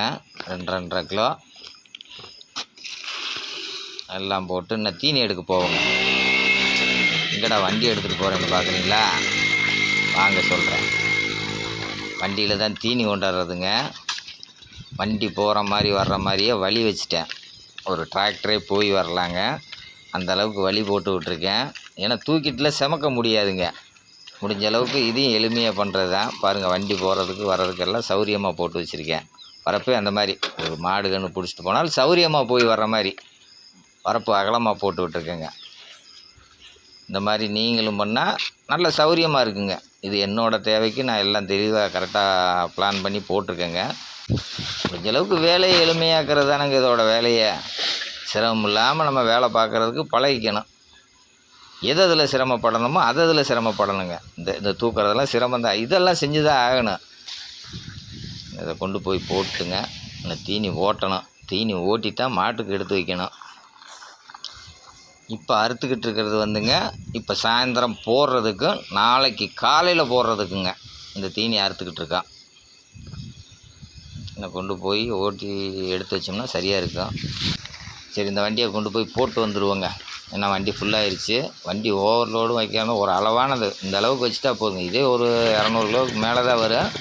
தாங்குங்க, ஹெவி டூட்டிங்கிறதுனால தாங்க. ஓரளவுக்கு இந்த வண்டி பெஸ்ட்டாக தாங்க இருக்குது. நல்லா இழுத்துட்டு போயிடும். டயர்லாம் நல்லா கண் மாதிரி வச்சுக்கோங்க. பஞ்சர் ஆகாத அளவுக்கு வச்சுக்கோங்க. டயர் தான் ரொம்ப முக்கியமாக பார்த்துக்கிட்டோன்னா பஞ்சர் ஆகாதுங்க. ஓரளவுக்கு தேய்மானம் ஆயிடுச்சுனாவே டயர்லாம் மாற்றிடுங்க. மிஷின்கிட்ட வந்தாச்சுங்க. இன்னும் இருக்கிறத பூரா அள்ளி போடுவோங்க. இப்போ இன்னொரு தகவலும் சொல்கிறேங்க. அது வந்து இந்த சூப்பர் நேப்பியரை பற்றி தான் சொல்லணுங்கிற கடமைங்க. அந்த தீவன முறைகளையும் ஒரு பார்வை பார்த்துருவாங்க. இந்த சூப்பர் நேப்பியர் வந்து பார்த்திங்கன்னா அளவாக தீனி விடுங்க, அப்போ தான் நல்லாயிருக்கும். அதீத தீனி கொடுத்தாலும் மாட்டுக்கு வந்து சென பிரச்சனை இருக்குதுங்க. மடி நோய் பிரச்சனைகள் வர்றதுக்கு வாய்ப்பு இருக்கிற மாதிரி தெரியுதுங்க என்னோடய கணிப்பில். ஏன் அப்படி தெரியுது அப்படின்னு பார்த்திங்கன்னா, ஒரு தீனி வந்து இது அதிகமாக வளர்ந்துருச்சுங்க. நம்ம வந்து காட்டுக்கு கொண்டு போகாமல் இங்கேயே கட்டி வச்சு போடுற சூழ்நிலை வந்துருச்சு. அது வந்து தொடர்ந்து ஒரு 3 மாத காலத்துக்கு மேலே நடக்கிற மாதிரி கட்டி வச்சே போடுற மாதிரி வந்துருச்சுங்க. அப்போ பார்த்திங்கன்னா அது வரைக்கும் வராத மடி நோய் பிரச்சனை, சென பிரச்சனைலாம் அந்த டயத்தில் வர்ற மாதிரி இருந்துச்சுங்க. அது இந்த தீனி மூலயமா கூட இருக்கலாம் அப்படிங்கிறது தான் என்னோடய எண்ணங்க. ஏன்னா இது வந்து 2-3 தடவை இதை பற்றி நோட் பண்ணிட்டேங்க. இது அதீத தீனி கொடுக்கும்போது தாங்க, அளவான தீனியோ அல்லது இந்த தீனி கொடுக்கும்போது நம்ம காட்டுக்கு ஒரு நேரத்துக்கு பிடிச்சிட்டு போனாலும் அந்த பிரச்சனை வர்றதில்லைங்க. அது இல்லாமல் வரத்தீனி சேர்ந்து கொடுத்தாலும் இந்த பிரச்சனை வர்றதில்லைங்க. இதவே முதன்மையாக அதீதமாக கொடுக்கும்போது அதுவும் கட்டுத்தரையிலே கட்டி போடும்போது இந்த பிரச்சனை கொஞ்சம் வர்ற மாதிரி தெரியுதுங்க. அதனால் சூப்பர் நேப்பியர் வந்து ஒரு அளவாகவே கொடுங்க, அதீதமாக இதை கொடுத்துடாதீங்க. மாற்று தீனியும் கலந்து கொடுங்க, அப்போ தான் நல்லாயிருக்கும். இன்னொரு தீனி முறையும் சொல்லணுங்க. இந்த கோஎஃப்எஸ் அப்படின்னு இருக்குது. அதுக்கு வந்து எந்த பிரச்சனையும் அதிகமாக அதுக்கு வரலைங்க. நம்ம கண்கூட பார்த்ததுனால அந்த கோஎஃப்எஸ் அதிகமாக எந்த பிரச்சனையும் வரலைங்க. நம்ம வெள்ளைச்சோள நாற்று எடுத்து போடுவோம், அதுக்கு அந்த மாதிரி பிரச்சனை வந்தது இல்லைங்க. வெள்ளைச்சோள நாற்றை நல்லா காய வச்சு போர் போட்டு நம்ம எடுத்து கொடுப்போம், அதுக்கு அந்த பிரச்சனை வந்தது இல்லைங்க. மற்ற தீனி முறைகள் காட்டில் மேயறதுனால எதுவும் பிரச்சனை இருக்கா, அதுவும் வந்தது இல்லைங்க. இந்த சூப்பர் நேப்பியருக்கு மட்டும் அதீதமாக தீனி கொடுத்தா மடி நோயும் சினப்பிரச்சனையும் வர்ற மாதிரி இருக்குங்க. இது வந்து கொஞ்சம் நம்ம இதில் அனுபவப்பட்டதுனால தான் இதை வந்து சொல்கிறேங்க, அனுபவம் இல்லாமல் சொல்லலை. கொடுங்க, அதீதமாக கொடுக்காதீங்க, அளவாக கொடுங்க, நல்லாயிருக்கும். அல்லது கலந்து கொடுங்க, நல்லாயிருக்கும். இப்போ இன்னொரு விஷயத்தையும் நம்ம பார்க்கலாங்க. பால் கறக்கிற மாடு சினையாயிருச்சுன்னா பால் கறவையை எப்போ நிப்பாட்டலாம் அப்படிங்கிறதையும் பார்த்துருவோங்க. பால் கறக்கிற மாடு சினையாயிருச்சுன்னா 7 மாதத்தில் பாலை நிப்பாட்டினா தான் சிறந்ததாக இருக்குங்க. இதை வந்து முறையாக எழுதி வைங்க. ஏன்னா ஒரு சில நேரங்களில் நம்ம ஞாபகம் வச்சுருப்போம், அது கரெக்டாக நம்ம நோட் பண்ணி நிப்பாட்டிடலாம் அப்படிங்கிறதெல்லாம் வேண்டாங்க. முறையாக ஒரு மாட்டு பண்ணை வச்சுருந்தா நோட்டு போட்டு எழுதி வச்சுருங்க. இந்த மாடு இந்த நாளில் இந்த மாதத்தில் செனை ஊசி போட்டிருக்கான், நின்றுக்குச்சு அப்படின்னு எழுதி வச்சாத்தாங்க அது வந்து 7வது மாதத்தில் நம்ம நிப்பாட்டுறதுக்கு சரியாக இருக்கும். நம்ம எழுதி வைக்காமல் ஒரு குத்து மதிப்பாவெல்லாம் ஒரு கணக்கு போடக்கூடாதுங்க. அந்த 7வது மாதத்துலேயே ஒரு சில நேரங்களில் பார்த்திங்கன்னா அங்கிட்டு ஒரு 10 நாள் 15 நாள் வேறு ஒரு நேரமாகவும் இழுத்துருவாங்க ஒரு சில நேரங்களில். அதனால் முடிஞ்ச அளவுக்கு 7வது மாதத்தில் நிப்பாட்டுங்க. அது 9வது மாதத்துலேருந்து கன்று போட ஆரம்பிச்சிருங்க. 2 மாதம்னாச்சும் ஃப்ரீயாக இருக்கணுங்க. அதுக்காகத்தான் 7வது மாதம் நிப்பாட்டுங்க அப்படின்னு மெயினாக சொல்லிக்கிட்டு இருக்கேங்க. கன்று வளர்ச்சி அடையும், மாடு தெளிவாக இருக்குங்க. அடுத்த பாலும் சிறப்பாக கொடுக்குங்க. நம்ம வாட்டுக்கு எதுவுமே எழுதி வைக்காமல் கன்று போடுறதும் தெரியாமல் ஒரு குத்து மதிப்பாக நிப்பாட்டும் போது பார்த்திங்கன்னா ஒரு சில மாடுகள் வந்து பால் கறக்க கன்று போட்டுருங்க. அடுத்த பால் வந்து முறையான பால் கொடுக்காமல் போகலாங்க. அதுக்காகத்தான் இவ்வளோ தெளிவாக சொல்கிறேன். முடிஞ்ச அளவுக்கு 7வது மாதத்தில் நிப்பாட்டுங்க. ஒரு சில மாடுகள் 9 மாதம் முடிஞ்சவனே கன்று போட்டுருங்க. ஏதோ ஒரு சில மாடுகள் தான் 10 மாதம் வரைக்கும் கன்று போடாமல் இருக்குங்க. நம்ம முறையாக அந்த 7வது மாதத்தில் நிப்பாட்டினா தான் சிறந்ததாகவும் இருக்குங்க. அடுத்து இன்னொரு விஷயத்தையும் சொல்கிறேங்க. ஒரு மாட்டு பண்ணையில் ஒரு குடும்பத்தை ஓட்டணும்னா நமக்கு வந்து குறைந்தபட்சம் 5 மாடுனாச்சும் கறவையாக இருக்கணுங்க. இளங்கறவை முத்தின கறவை கலந்து இருக்கலாங்க, ஒன்றும் தவறு இல்லை. அதுக்கு கீழே கறவை வச்சிங்கன்னா அது மாட்டு பண்ணையை முழுமையாக நம்பி நம்ம அந்த குடும்பத்தை ஓட்ட முடியாதுங்க. அதையும் மனசில் வச்சுக்கலாம். வேணா விவசாயம் செஞ்சுக்கிட்டு 1 2 3 அப்படின்னு வச்சுக்கலாமே ஒழிஞ்சிங்க, மாட்டுப்பண்ணையே முழு வருமானம் நம்ம எடுக்கணும் அப்படின்னு நினச்சா 5 கறவை மெயினாக இருக்கணுங்க. அதுக்கு வந்து பார்த்திங்கன்னா மெயினாக ஒரு 7 மாடுனாச்சும் இருக்கணுங்க கறவை மாடு. ஏன்னா 1 2 சினையாகுங்க ஒரு சில நேரங்களில். அப்போ வந்து அந்த சினையான மாடுகளை நம்ம நிப்பாட்டுற கண்டிஷன் வந்துடுங்க. குறைந்தபட்சம் ஒரு 5 மாடுனாச்சும் கறவை இருக்கணுங்க. அப்படியும் இல்லையா ஒரு 4ஆவது கறவை இருந்தால் தான் நம்ம இந்த மாட்டு பண்ணையை வச்சு ஒரு குடும்பத்தை ஓட்ட முடியுங்க. இதவே முழுமையாக இந்த தொழில் செய்கிறவங்களுக்கு ஒரு 5 மாடுனாச்சும் கறவை இருக்கணும் அப்படிங்கிறது என்னோடய கருத்துங்க. ஒரு சிறு மாட்டு பண்ணை ஆரம்பித்தா கண்டிப்பாக ஒரு 5 உருப்படியிலேருந்து ஒரு 10 உருப்படி வரைக்கும் மாடுகள்னால் நம்ம வளர்த்தி பார்க்கலாங்க. 2 பேர் போதுமானதுங்க. அதிகபட்சமாக வளர்த்துறீங்கன்னா ஆள் போட்டு தான் செய்யணுங்க. இதையும் கவனத்தில் எடுத்துக்கிறது ஒரு வகையில் நல்லதுங்க. இந்த தீனி ஓட்டிக்கிட்டு இருக்கேங்க. தீனி ஓட்டி முடிஞ்சவொடனே மாடுகளை பிடிச்சிட்டு வந்து பால் கறக்கிற வேலை இருக்குங்க. ஓரளவுக்கு இந்த வீடியோவில் என்னென்ன சொல்லணுமோ அத்தனையும் முடிஞ்ச அளவுக்கு சொல்கிறேங்க. சொல்ல முடியாத விஷயங்கள்லாம் நிறைய இருக்குது இந்த வீடியோவிலேயே. அப்படி சொல்ல முடியாத விஷயங்கள்லாம் என்னோடய சேனலில் நிறைய வீடியோக்கள் போட்டிருக்கேங்க. ஒவ்வொன்றுக்கும் தனித்தனியாகவே ஒவ்வொரு வீடியோ போட்டிருக்கேன். அதை போய் பாருங்கள், ஓரளவுக்கு உங்களுக்கு புரியும். மாட்டுப்பண்ணை அப்படின்னு ஒரு ப்ளேலிஸ்ட்டே வச்சுருக்கேன். அதில் போய் பார்த்திங்கன்னா இந்த மாட்டுப்பண்ணை சம்மந்தப்பட்ட வீடியோ மட்டும்தான் இருக்குங்க. தேவைப்படுவோர் அதில் போய் பாருங்கள்.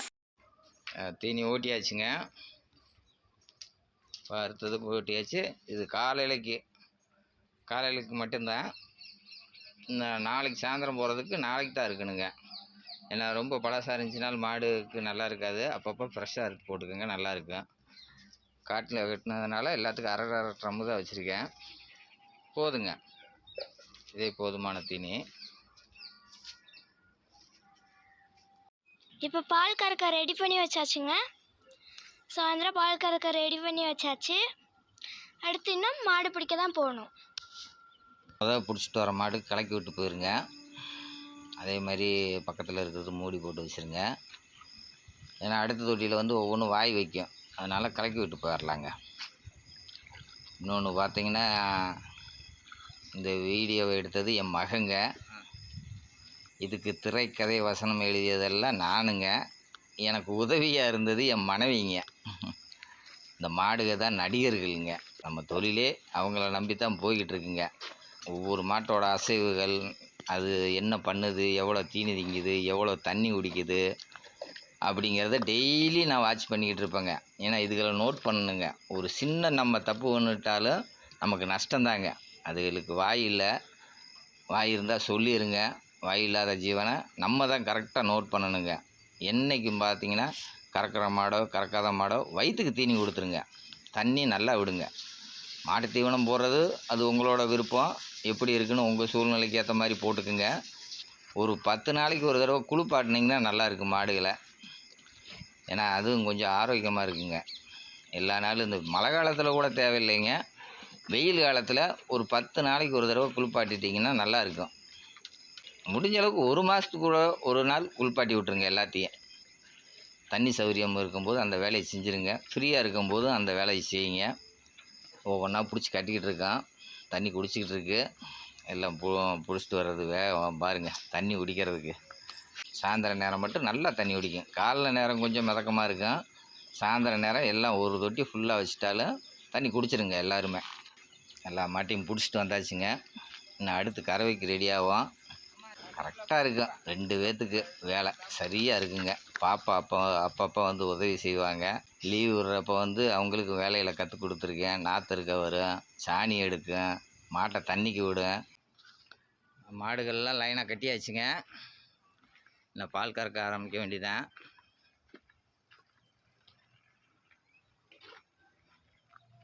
இந்த ஒரு மாடு மட்டும் தண்ணி குடிச்சிக்கிட்டு இருக்கு. அது வந்தவொடனே பால் கறக்க ஆரம்பிக்கலாங்க. அதே மாதிரி இளங்கண்ணுங்க. நான் கன்று போட்ட மாடை கறந்துடலாங்க. காலையில் எப்படி கறந்தோமோ அதே மாதிரி தான். ஒரு 1/2 வயிற்றுக்கு விட்டுருங்க.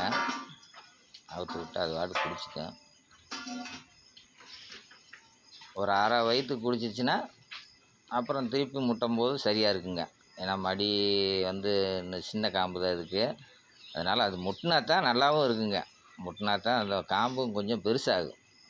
பாருங்கள், பொடி காம்பு தலையுத்துங்கிறதுனால மடி காம்பு சின்னது தாங்க.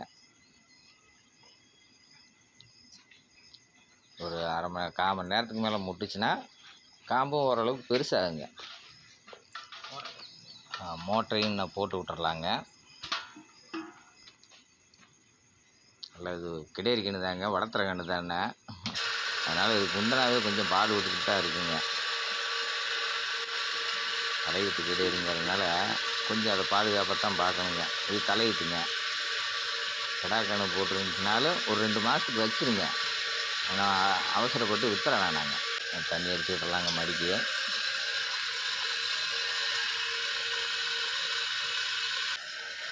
சரி, அதே மாதிரி மாட்டி விட்டோம்னா போதுங்க. இது சின்ன காம்பு தான், நின்றுக்குங்க ஓரளவுக்கு. ஏன்னா கையில் கறக்கிறதுக்கு இது கொஞ்சம் சிரமமாகும். மிஷினுங்கிறதுனால ஒன்றும் பிரச்சனை இல்லைங்க. ஓரளவுக்கு நின்றுக்குச்சு. அதனால முன்னாடியே கட்டிக்கோங்க. ஒரு மாதத்துக்குனாச்சும் முன்னாடியே கட்டுங்க. அப்போ தான் நல்லது. அதான் மாடு வந்து பழக்கத்துக்கு வருங்க. அது மடி இருக்குன்னு நம்ம கறக்கிறோம் அப்படிங்கிறத அந்த பழக்கத்துக்கு வருங்க. அந்த டெய்லி கண்டினியூ ஆகிடுச்சுன்னா அப்புறம் அதுவும் தானாக நின்றுக்குங்க. ஃபஸ்ட்டு மாடு கறந்தாச்சுங்க. கண்ணுக்குட்டியும் அவுத்து விட்டுறலாம். இது அடுத்த மாட்டுக்கு கொண்டு போய் வச்சுருவோங்க. இது பாட்டுக்கு இன்னும் ஒரு 2 மாடு கறக்கிற வரைக்கும் முட்டிக்கிட்டு இருக்குங்க. கண்ணுக்குட்டி முட்டினா தான் மடியும் நல்லா இருக்குங்க. அந்த மடி வீட்டில் இருந்தாலும் கொஞ்சம் குறையும். 2வது மாடு கறக்குறான். மடியை தொட்டு பார்த்துக்கோங்க. மேக்ஸிமம் கறந்து முடித்தோடனே எது மடி வீக்கம் இருக்கா என்னன்னு பார்த்துக்கோங்க. ஏன்னா மிஷினில் போடுறதுனால ஒரு சில நேரத்தில் கண்டுபிடிக்க முடியாது மடி நோய் இருக்கான்னு அந்த மடியை தொட்டு பார்த்தீங்கன்னா உங்களுக்கு தெரியும். 3வது மாடு கறந்து முடிச்சாச்சுங்க. நான் காலையிலேயே ஓரளவுக்கு போட்டிருக்கோம். இது முழுசாக போடுறதுக்கு நேரம் இல்லைங்க. பார்த்து மெதுவா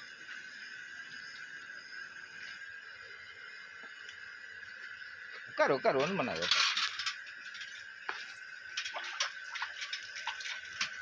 நல்லா கழிவு.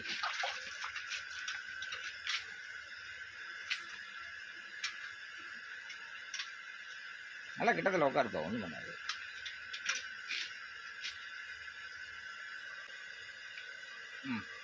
இந்த பார்த்துங்க.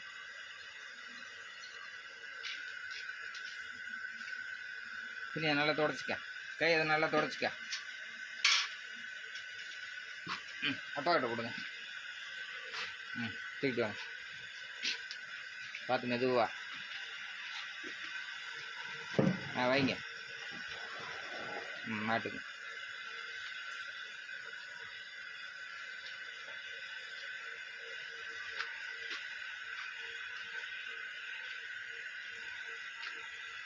வீட்டில் பாப்பா அவங்களுக்கும் பழக்கி விட்டாங்கன்னா அவங்களும் கறந்துருவாங்க. அதேமாதிரி வீட்டில் இருக்கவங்களுக்கும் பழக்கி விட்டிங்கன்னா மிஷினில் போடுறது எப்படின்னு ஒரு 2 தடவை பார்த்துட்டாங்கன்னா அவங்களும் அந்த வேலையை செஞ்சுருவாங்க. மெயினாக குழந்தைகளுக்கும் தொழிலை கற்றுக் கொடுக்கணுங்க. விவசாயத்தில் இருக்கிறவங்க எல்லாருமே எல்லா வேலையும் செஞ்சு பழகினா நல்லதுங்க. அப்போ தான் அவங்களுக்கு அடிப்படை வேலைகள் தெரியும், கஷ்டம்னா என்னன்னு தெரியும். ஏன்னா கஷ்டப்படாமல் வளர்த்துட்டாலும் கடைசியில் அவங்க சிரமப்படக்கூடிய ஒரு சூழ்நிலை வந்தால் அப்போ வந்து ரொம்ப மனசு கஷ்டப்பட்டுருவாங்க. அதனால் ஆரம்பத்திலே கஷ்டப்பட வச்சு பழக்கிறணுங்க. பாப்பா பழகிருக்காங்க, நம்ம கூட உட்காந்துக்கிட்டே டெய்லி பார்க்குறாங்கல்ல. எதுக்காக வேண்டி இழுத்து பிடிக்கலைன்னா ஒவ்வொரு நேரத்தில் வந்து பால் நின்றுட்டாலுங்க பால் வந்து நின்றுடும். ஆனால் இழுத்து பிடிச்சோம்னா கொஞ்சம் பால் வருங்க. அதுக்காக வேண்டி தான் அந்த மாதிரி பாப்பாவை இழுத்து பிடிச்சிட்டு இருக்காங்க. ஏன்னா இழுத்து பிடிச்சோம்னா அந்த காம்பு டைட் ஆகும். அப்போ இருக்கிற பாலும் கறந்துட்டு வந்துடுங்க. கன்றுக்குட்டி இருந்தால் விட்டுறலாம் ஓரளவுக்குங்க. கன்றுக்குட்டி இல்லாத மாட்டுகளுக்கு பால் உள்ளே நிற்கக்கூடாதுங்க. முடிஞ்ச அளவுக்கு பால் நிற்காமல் இருக்கிறது தான் நல்லது. ஏன்னா பால் கறக்காமல் விட்டோம்னா மடி நோய் பிரச்சனை எதுவும் வர்றதுக்கும் வாய்ப்பு உண்டு. அதனால் முடிஞ்ச அளவுக்கு கரெக்டாக கறந்துருங்க. இந்த பால் ஓரளவுக்கு கறந்து வச்சுங்க. 4 மாடு கறந்தாச்சு, கொண்டு போய் ஊற்றிட்டு வந்துடுவோங்க. ஒரு 20 லிட்டருக்கு பக்கத்தில் வருங்க. காலையிலையும் அதுதான் 20 முன்ன பின்ன வரும். இப்போயும் அதே அளவு தான் வந்திருக்குங்க. ஒரு நாளைக்கு 50 லிட்டருங்க 5 மாட்டுக்கு சரியாக வந்துடுங்க. இந்த கன்றுக்குட்டியை பிடிச்சி கட்டிடலாங்க. அதுவும் முட்டி முடிச்சிருச்சு. மணி 6க்கு பக்கத்தில் 6க்கு மேலே ஆயிடுச்சுன்னு நினைக்கிறேங்க. லைட் போட்டாங்க வீட்டில். பிடிச்சி கட்டிட்டு வந்தாச்சு. நான் அடுத்த மாடு கறந்துட்டு வருவாங்க. இன்னும் 1 மாடு இருக்குது. அதையும் கறந்துட்டா பால் கறக்கிற வேலையும் முடிஞ்சுங்க. பால் கறக்கிற வேலை முடிஞ்சோடனே அடுத்து தீனி வைக்கலாங்க.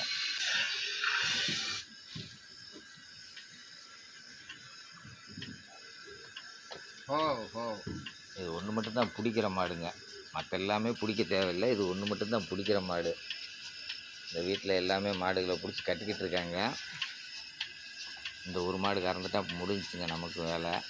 அடுத்து தீனி வைக்கணும். கறக்க அவங்க வேலையை செஞ்சுருவாங்க. வீட்லேயும் வேலையை பார்த்துக்கிட்டு அவங்க நாற்று இருக்கிற வேலை, சாணி எடுத்து வைக்கிற வேலை, இந்த மாதிரி இடையில செய்கிற வேலையெல்லாம் முடிஞ்ச அளவுக்கு எல்லாமே செய்வாங்க. பாப்பாவும் செய்வாங்க, உதவி செய்வாங்க அப்பப்போ.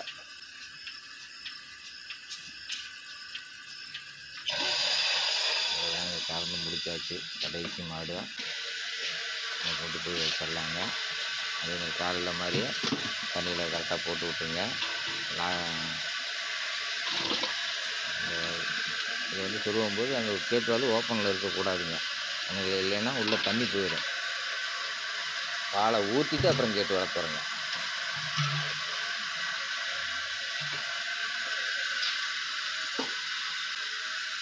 வீட்டுக்கும் பால் எடுத்து வைக்கணும். வீட்டுக்கு பால் ஊற்றிட்டு இருக்குங்க.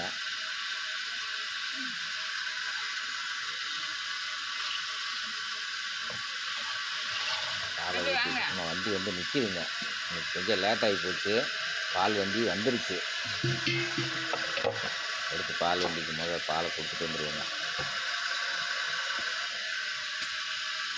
டைம் ஆயிடுச்சு, இன்னைக்கு கொஞ்சம் வீடியோ போட்டதுனால டைம் ஆயிடுச்சுங்க.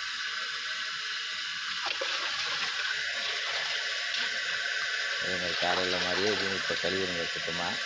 பச்சை தண்ணியில் ஒரு 2 நாளைக்கு டெய்லி கழுவலாம், ஒரு 3 நாள் 4 நாளைக்கு ஒரு தடவை அதெல்லாம் கலட்டி சுத்தமாக க்ளீன் பண்ணிடுங்க. நல்லா 2-3 தடவை தூக்கி விட்டிங்கன்னா நல்லா சுத்தமாக போயிடுங்க. வேறு இருக்கிறதுனால இந்த இதில் ஒரு குடம் தண்ணி ஊற்றி விட்டிங்கன்னா சரியாக இருக்கும். சுத்தமாக ஓரளவுக்கு தூக்கி விட்டிங்கன்னா சுத்தமாக இருக்கும்.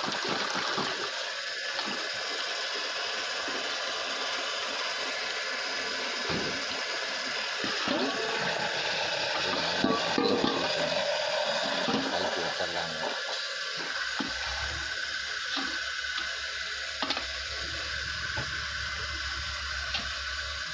எடுத்து போய் கரெக்டாக பத்திரமா வச்சிட்டோம்னா மிஷினுக்கு பக்கத்துலேயே வச்சுட்டோம்னா அது வாட்டி கிடக்குங்க.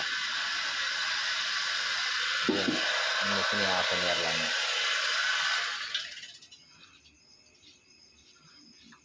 நான் அடுத்து தீனி வைக்கிற வேலை தான். இந்த மாடுகள்லாம் வெளியில் பிடிச்சி கட்டிட்டாங்க பாருங்களே, எல்லாமே பிடிச்சி கட்டிட்டாங்க. நம்ம இன்னும் தீனி வைக்கிற வேலை மட்டும்தாங்க. எல்லாம் கரெக்டாக பாருங்கள், 6:30க்கு மேலே ஆயிடுச்சு. எல்லாம் கட்டி முடிச்சாச்சு. தங்கப்புள்ள கடைசியாக கண்ணுக்குட்டியை வீடியோ எடுக்குதுங்க. ஒவ்வொரு மாட்டுக்காக கொண்டு போய் வச்சுருவோங்க. இல்லை 1/2 ட்ரம்மு தான், காட்டில் மேய்ஞ்சதுனால எல்லாத்துக்குமே 1/2 ட்ரம்மு தான் வச்சுருக்கேன். காலையில் 1 ட்ரம்மு, இப்போ 1/2 ட்ரம்மு தாங்க. 2 ட்ரம்மு தாங்க இந்த இதில் ஃபுல்லாக வச்சுட்டா போதுங்க. தண்ணி அதே மாதிரி 2 தடவை தான் நம்ம தண்ணிக்கு விட்றதுங்க. 2 நேரம் தீனி, 2 நேரம் தண்ணிங்க. இதுதான் நம்மளோட இது. கசகசன்னு நம்ம 3 நேரமாக தான் தண்ணிக்கு விட்றதோ இல்லை தீனியை வந்து அப்பப்போ எடுத்து போடுறதோ இல்லைங்க. 2 நேரம் போட்டு பழகிட்டோம்னா அதே பழக்கத்துக்கு வந்துடுங்க. அது நம்மளை எதிர்பார்க்காதுங்க. அந்த நேரத்துக்கு தான் வருவான், இவனை தொந்தரவு பண்ணக்கூடாது, கத்தக்கூடாது அப்படின்ட்டு அதுகளும் படுத்துக்குங்க. நல்லா வயிற்றுக்கு தான் தீனி கொடுக்குறான், வச்சிட்டோம்னா அது வாட்டுக்கு ஃப்ரீயாக படுத்துக்குங்க. பாலும் நல்லா ஊறுங்க. அதுக்காண்டி தான் இந்த விஷயத்த சொல்கிறேங்க. எல்லாத்துக்கும் தீனி வச்சு முடிக்க போகிறேங்க. இன்னும் அதுக சாப்பிட்டு அது வாட்டுக்கு காலையில் வரைக்கும் நல்லா படுத்துருங்க. மாடானது இரவு நேரத்துலேயும் நல்லா படுக்கணுங்க. அந்த இடங்கள்லாம் சுத்தமாக இருக்கணுங்க. அப்போ தான் நல்லா இருக்குங்க. அதே மாதிரி பகல்லையும் கொஞ்சம் நேரம் படுத்தா தான் நல்லா இருக்குங்க. எவ்வளோ வேலை நடக்குதுன்னு பார்த்துருப்பீங்கன்னு நினைக்கிறேன். தெரியாதவங்களுக்கு இது தெரிஞ்சுக்கலாங்க, மாட்டு பண்ணையில் எவ்வளோ வேலை இருக்கா அப்படின்னு. அதே மாதிரி புதுசாக மாட்டு பண்ண ஆரம்பிக்கிறவங்களுக்கு இந்த வேலைகள் வந்து தெரிஞ்சுக்கணுங்க. தெரிஞ்சுக்கிட்டு ஆரம்பித்தா தான் நல்லா இருக்குங்க. பார்க்குறதுக்கு மேலோட்டமாக பார்க்குறதுக்கு நல்லா இருக்குங்க. ஆனால் இறங்கி செய்யும்போது பல சிரமங்களும் கஷ்டங்களும் உடல் உழைப்புகளும் இருக்குதுங்க. இந்த மாட்டு பண்ண ஆரம்பிக்கிறது முறையாக ஒவ்வொன்றா கற்றுக்கிட்டு கொஞ்சம் கொஞ்சமாக மாடுகளை அதிகம் பண்ணுறது சிறப்பாக இருக்குங்க. ஒரேடியாக மாடுகளை அதிகம் பண்ணுறது அவ்வளோ நல்லது இல்லைங்க. இந்த வீடியோவில் முழுமையாக இந்த மாட்டு பண்ணை சம்மந்தப்பட்ட கருத்துக்களை வந்து சொல்ல முடியலைங்க.